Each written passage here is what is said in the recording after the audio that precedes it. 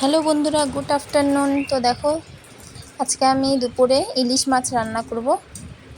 তো দেখো, এখানে ইলিশ মাছটাকে লবণ হলুদ দিয়ে মেখে নিয়েছি। তারপর এখানে সর্ষা, পোস্ত আর কাঁচা লঙ্কা বেটে নিয়েছি।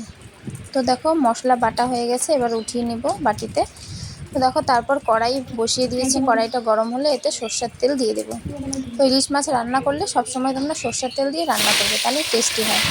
তো দেখো, একে একে এখানে মাছগুলো দিয়ে নিয়েছি আমি। তারপর হালকা ভেজে নেব, 2-3 সেকেন্ড করে ভেজে নেব। তো দেখো, এখানে মাছগুলো আমি হালকা হালকা করে ভেজে নিয়ে উঠিয়ে নিলাম।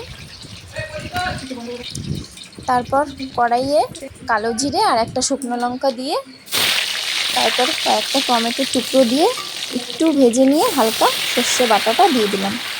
তো দেখো, এখানে সর্ষে বাটাটা কষে এলে এটাতে লবণ আর হলুদ দিয়ে একটু ভালো করে আর একটু কষিয়ে নেব। তো দেখো, তেল ছাড়া হয়ে গেলে এটাতে হালকা অল্প, যেহেতু আমি রসা রসা রাখবো তাই অল্প ঝোল দিয়ে 2-3টে কাঁচা লঙ্কা দিয়ে তারপর মাছগুলো একে একে দিয়ে দেবো ঝোলটা ফুটে এলে।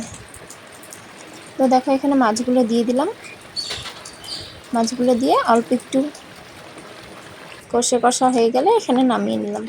তো আমি আজকে দুপুরের লাঞ্চ এই ইলিশ দিয়েই খেলাম। তো তোমরা কে কী দিয়ে খেলে জানাবে। টাটা।